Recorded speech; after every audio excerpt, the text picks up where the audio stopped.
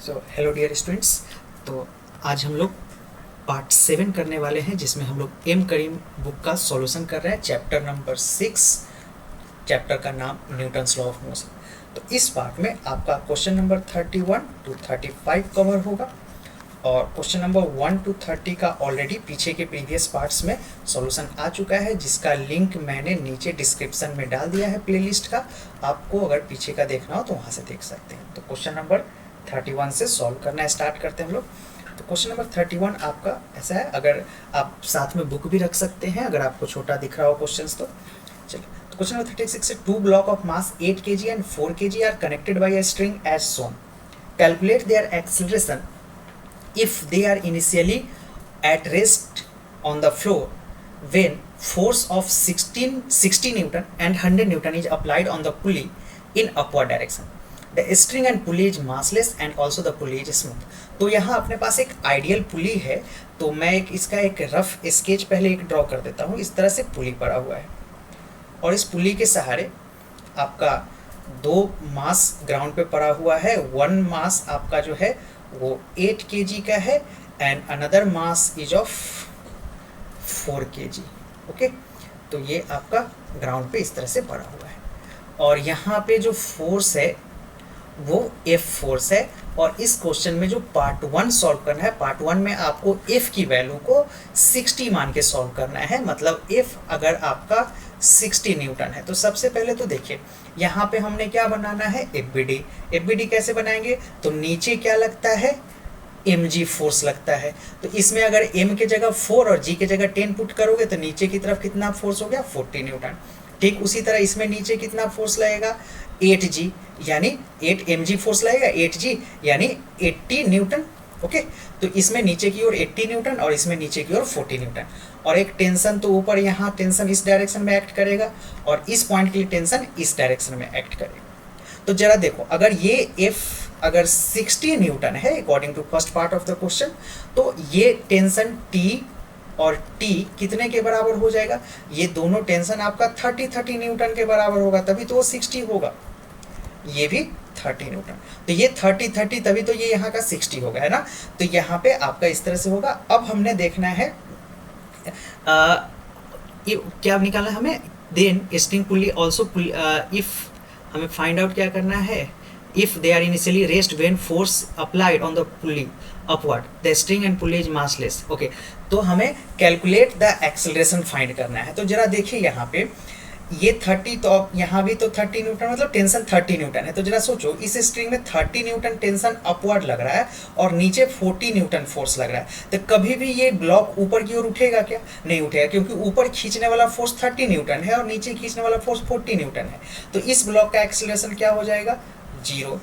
ठीक उसी तरह इस साइड में देखिए, ये 30 न्यूटन से ये रोप इसको ऊपर खींच रहा है, टेंशन रस्सी में 30 न्यूटन है और नीचे 80 न्यूटन। तो ऑब्वियस सी बात है, नीचे वाला फोर्स बड़ा है तो ये जमीन से चिपका रहेगा, कोई मोशन नहीं आएगा, तो इसमें भी क्या बोलेंगे, एक्सेलरेशन क्या हो जाएगा, 0। तो पहले पार्ट में आप एक्सेलरेशन की वैल्यू क्या बताओगे, 0। दोनों ही ब्लॉक के लिए एक्सेलरेशन 0 होगा। ओके, तो आप इस बार स्क्रीनशॉट लो, उसके बाद फिर अपन इस क्वेश्चन के नेक्स्ट पार्ट को सॉल्व करते हैं। फिर से हमें इसी फिगर का यूज करना पड़ेगा, तो कुछ चीज़ें मैं इसमें से मिटा रहा हूँ जो हमारे काम का अब नहीं है इसमें। पिछले क्वेश्चन के अकॉर्डिंग जहाँ भी आपको प्रॉब्लम हो, आप बिल्कुल डाउट कमेंट सेक्शन के अंदर पूछ सकते हैं, मैं बिल्कुल रिप्लाई करूँगा उसका। और यहाँ पे जहाँ भी नेट लगे आप स्क्रीनशॉट ले लेना, और किसी भी क्वेश्चन को एक बार खुद से ट्राई करिए, देन सॉल्यूशन देखिए, तब वो ज़्यादा इफेक्टिव होगा। चलिए, तो अब नेक्स्ट पार्ट पे बढ़ते हैं हम लोग। तो नेक्स्ट पार्ट में क्या कह रहा है, 100 न्यूटन फोर्स है, यानी ये F की जो वैल्यू है ये 100 न्यूटन है। F is equal to 100 newton. तो यहाँ पे अगर F की वैल्यू 100 न्यूटन है तो उस केस में हमें एक्सेलरेशन फाइंड आउट करना है। तो सेकेंड पार्ट के अकॉर्डिंग F कितना है, 100 न्यूटन। तो सबसे पहले अगर ये F 100 न्यूटन है, तो पिछले पार्ट में जैसे देखा, तो ये टेंशन कितना हो जाएगा, टेंशन देखिए, ये टेंशन 50 और ये 50, तभी तो ऊपर 100 होगा। तो टेंशन यहाँ पे अपन क्या बोलेंगे, टेंशन है 50 न्यूटन। अब इस केस में भी जरा देखिए, टेंशन 50 न्यूटन है, तो यहाँ पे हमने क्या करना होगा, यहाँ भी देख लेते हैं ये राइज करेगा कि नहीं करेगा। तो फिर से टेंशन ऊपर 50 न्यूटन है यहाँ पे, हाँ, तो यहाँ देखिए, और यहाँ पे टेंशन 50 न्यूटन है ना। तो ये ब्लॉक जो है यहाँ पे आपका सेकेंड ब्लॉक जो होगा उसको तो मोशन में नहीं आएगा, क्योंकि ये ऊपर 50 न्यूटन से खींच रहा है। तो अब देखिए यहाँ क्या होगा, ये 50 न्यूटन ऊपर खींच रहा है और ये mg 40 न्यूटन, तो इसमें एक एक्सेलरेशन आएगा अपवर्ड डायरेक्शन में। ओके, अपवर्ड डायरेक्शन में एक्सेलरेशन आएगा, इसमें कोई मोशन नहीं होगा। रीजन क्या है कि 50 न्यूटन से ऊपर खींच रहा है, 80 न्यूटन से नीचे, तो ये नीचे ही रहेगा। बट यहाँ ऊपर वाला फोर्स बड़ा है, नीचे वाला छोटा है। तो यहाँ पे अगर 4 kg ब्लॉक का एफबीडी बना है तो एफबीडी कैसे लिखेंगे, अपवर्ड फोर्स यानी टेंशन माइनस mg। तो mg की वैल्यू कितना है 40 is equal to m into a, है ना। हम लोग फॉर्मूला क्या यूज कर रहे हैं, F net is equal to M A. तो जरा देख लेते हैं, एम ए मास कितना है 4, एक्सेलरेशन हमने फाइंड आउट करना है। तो ए इज इक्वल टू कितना आ जाएगा 10/4, यानी ये आपके पास 2 से ये 5 टाइम्स, ये 2.5 मीटर पर सेकेंड स्क्वायर जो है, ये आपके पास इसका आंसर आ जाएगा। इस ब्लॉक के लिए एक्सेलरेशन जो होगा 2.5 होगा। आई होप आपको समझ आ रहा हो। मूव करते हैं क्वेश्चन नंबर 32 की ओर। क्वेश्चन नंबर 32 अपन इधर है। ओके सॉरी, ये 34 हो गया ना। चलिए देख लेते हैं थोड़ा सा आगे होगा। हाँ 32 यहाँ है, ठीक है। आप वीडियो को लाइक ज़रूर करिएगा ताकि हमारा चैनल ग्रो हो, है ना। और सब्सक्राइब भी चैनल को जरूर करिएगा।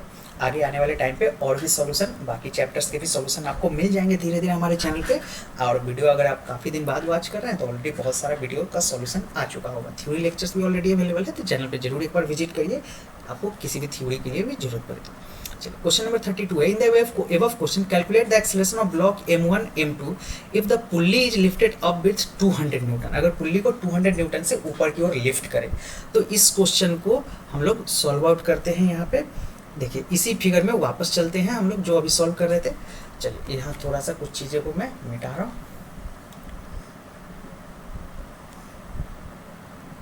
चलिए डाटा तो वही है अपने पास, तो दोबारा से फिगर बना के टाइम वेस्ट करने से कोई फायदा नहीं, इसी फिगर से हम लोग काम चलेंगे। तो क्वेश्चन नंबर में कह रहा है अगर 200 न्यूटन से ये पुल्ली को ऊपर उठाया जाए तो उस केस में हमने फाइंड आउट करना है। तो 200 से होगा तो टेंशन तो आप बता ही सकते हो, टेंशन कितना है, ये टेंशन 100 तभी तो 200 आएगा। तो टेंशन कितना आ गया 100 न्यूटन। ओके, तो टेंशन हो गया 100 न्यूटन हो गया। तो फोर्स 200 न्यूटन और टेंशन 100 न्यूटन। तो एक्सेलरेशन फाइंड करना है। तो एक्सेलरेशन कैसे फाइंड करेंगे, देखिए तो दोनों ब्लॉक के लिए एक्सेलरेशन, तो सपोज 8 kg वाले के लिए अगर हमने सॉल्व करना है, 8 kg वाले का एफबीडी बना है तो 8 kg में टेंशन ऊपर है ना, तो ऊपर टेंशन कितना है 100 के बराबर। तो एफ नेट क्या लिखोगे 100 माइनस नीचे कितना लग रहा है 80 इज इक्वल टू ए में, तो मास कितना है 8 और एक्सेलरेशन 8। तो ए की जो वैल्यू आएगा वो 20/8, 4 से 2 टाइम 4 से 5 टाइम। तो एक्सेलरेशन कितना आ जाएगा इसका 2.5 मीटर पर सेकेंड स्क्वायर। इसी तरह 4 kg वाले ब्लॉक का अगर आपको एक्सेलरेशन निकालना है, और यहाँ ध्यान रखिएगा हम लोग 32 नंबर क्वेश्चन का सॉल्यूशन कर रहे हैं ना, क्योंकि इसमें इसी क्वेश्चन से हमें सारा डाटा एक्सट्रैक्ट करना है।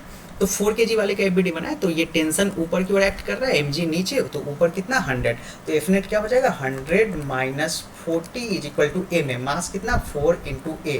तो एक्सेलरेशन कितना हो जाएगा 60/4, 4 से कितने टाइम्स कट जाएगा ये 15 मीटर पर सेकेंड स्क्वायर। ओके, तो ये आपका रहा 32 का आंसर। अब मूव करते हैं हम लोग 33 नंबर क्वेश्चन की ओर।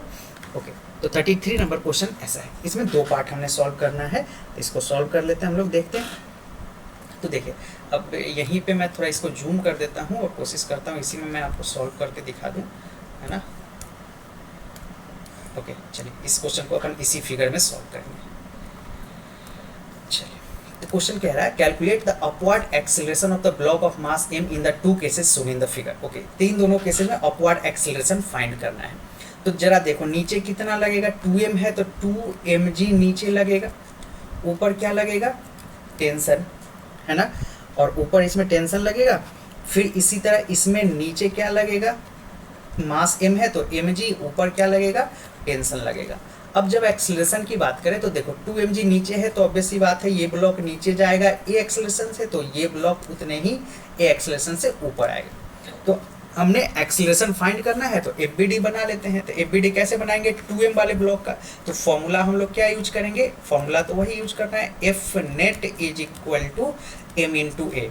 तो 2 kg वाले 2m ब्लॉक के लिए अगर हम लोग सॉल्व करें तो 2m ब्लॉक पे नेट फोर्स कितना एक्ट कर रहा है, नीचे क्या है 2mg है ना, और ऊपर क्या लग रहा है tension, minus tension equal to m है, तो मास 2m है इंटू a।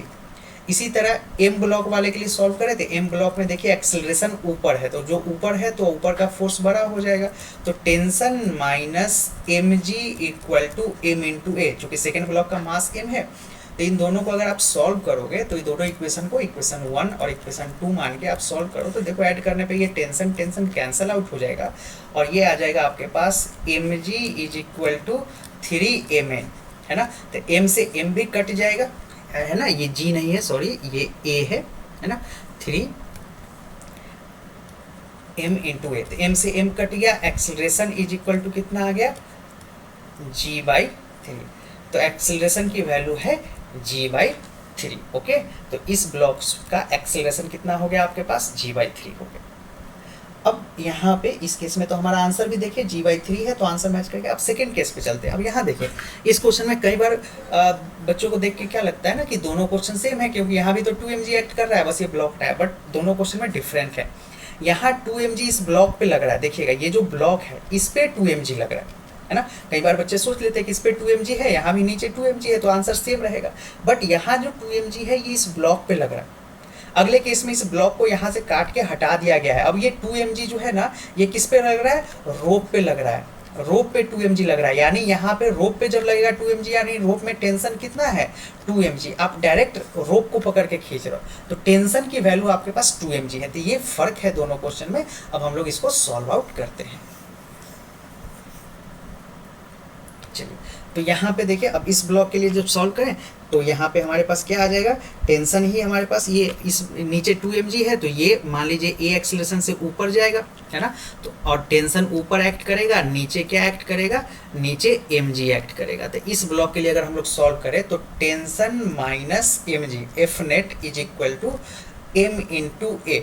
अब टेंशन की वैल्यू कितना है, टेंशन मैंने क्या बताया यहाँ पे 2mg ही टेंशन है, तो टेंशन की जगह आप पुट कर दो 2mg minus mg is equal to m into a है ना। यहाँ से देखिए mm कैंसिल हो जाएगा, 2g माइनस क्या बचा 2g minus g is equal to a, तो a is equal to g है ना। तो ये आपके पास देखिए सेकेंड पार्ट का भी आंसर आपका g ही मेंशन है। तो ये रहा क्वेश्चन नंबर 34। ओके, अब हम लोग सॉरी 33, अब हम लोग 34 नंबर क्वेश्चन की ओर मूव करते हैं। 34 नंबर क्वेश्चन हमारा ये रहा, तो देखते हैं इस 34 को भी इसी फिगर में हम लोग एफबीडी बना के सॉल्व कर लेते हैं है ना। चलिए थोड़ा सा नीचे खींच लूँ मैं। तो 34 नंबर क्वेश्चन है, mass m1 4 kg m2 6 kg are connected by a mean of light stream which passage over a light frictionless pulley as shown in the figure, calculate acceleration of the two mass and tension in the stream। मतलब यहाँ acceleration भी find करना है और tension भी find करना है। तो सबसे पहले एफबीडी बना लेते हैं। इसका एफबीडी जब हम लोग बनाएंगे तो यहाँ पे क्या हो जाएगा, देखिए यहाँ पे चूँकि पुली है ऊपर लगा हुआ, तो यहाँ हमें एफबीडी बनाते हैं। यहाँ पे नीचे m2g लग ही रहा है यहाँ पे और मास दे रखा है ना 4g, तो m2g का मतलब कितना है 4g, m1g का मतलब कितना है, सॉरी m1 ही 4g है और m2 इज 6g है ना। m2 आपका 6 के बराबर है, क्वेश्चन में मेंशन है यहाँ पे, तो ये आपके पास वैल्यू आ गया 6g। ऊपर क्या एक्ट करेगा, ऊपर टेंशन, इसमें भी ऊपर टेंशन। जब इसमें ऊपर टेंशन एक्ट करेगा तो यहाँ पे थोड़ा सा मैं इसको बड़ा करके बनाऊँ तो ये t और t इसमें कितना एक्ट करेगा 2t, ठीक है ना। तो अब कनेक्टेड बाय एक और question, pulley pass of light frictionless pulley, calculate the acceleration of the two masses. तो देखिए एफबीडी बनाते हैं। अब 6g नीचे लग रहा है तो ऑब्वियस सी बात है एक्सेलरेशन तो इधर होगा और एक ही स्ट्रिंग से बन रहा है तो ये नीचे जाएगा तो ये ऊपर जाएगा। अब दोनों के लिए एफबीडी बनाए, पहले इस ब्लॉक के लिए एफबीडी बना लेते हैं, देखिए वो कितना होगा। इस ब्लॉक का एफबीडी हो जाएगा नीचे m2g यानी 6g minus tension equal to 6a, F net is equal to m है, तो मास 6 है इसलिए हमने कहा। इसमें देखें तो ऊपर एक्सेलरेशन है तो टेंशन फोर्स बड़ा है, mg नीचे छोटा है, तो क्या करेंगे tension minus 4g is equal to यहाँ पे मास इसका 4 है तो 4a। टेंशन से टेंशन कैंसल आउट हो जाएगा, यहाँ पे कितना आ जाएगा 2g is equal to 10a। तो acceleration is equal to 2g मतलब 20, g की वैल्यू 10 पुट करोगे, 20/10 तो कितना आ जाएगा 2 मीटर पर सेकेंड स्क्वायर।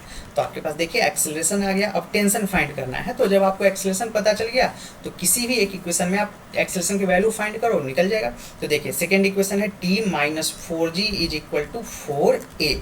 तो अब t is equal to 4g, 4g का मतलब कितना होता है, g की वैल्यू 10 पुट करोगे 40 और 4a, तो a की वैल्यू कितना है 2, तो 8। t is equal to 8 plus 40 कितना आ जाएगा, ये 48 न्यूटन आपका आंसर आ जाएगा। देखिए सेकेंड पार्ट का भी आंसर इतना ही है ना। तो सारा एफ है, एफ इंपॉर्टेंट रोल प्ले करता है। आपको एफ आएगा तो क्वेश्चंस काफ़ी इजी होंगे। मूव करते हैं क्वेश्चन नंबर 35 पे। तो क्वेश्चन नंबर 35 हमारा है, मिसिंग, ओके 35 यहाँ है। तो 35 के लिए हम लोग अलग से स्केच पहले कर लेते हैं, उसके बाद मैं क्वेश्चन आपको बताता हूँ। एक बार मैं इस 35 में थोड़ा सा हमने स्केच बनाना पड़ेगा इस तरह से।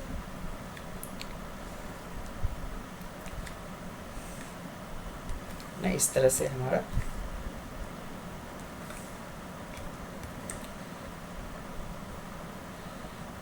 ये मासेज रहा है ना।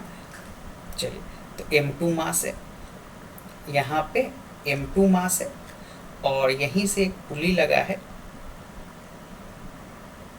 ओके, तो इस पुली के सहारे जो नीचे लटका है इसका मास है कुछ M1। ओके, ये आपका M1 मास है। तो ये ओवरऑल हमारा एक रफ स्केच हो गया फिगर का। अब हम लोग क्वेश्चन पे मूव करते हैं। तो क्वेश्चन क्या कह रहा है, block of mass M2 is equal to 4 kg, मतलब M2 हमारे पास 4 kg है।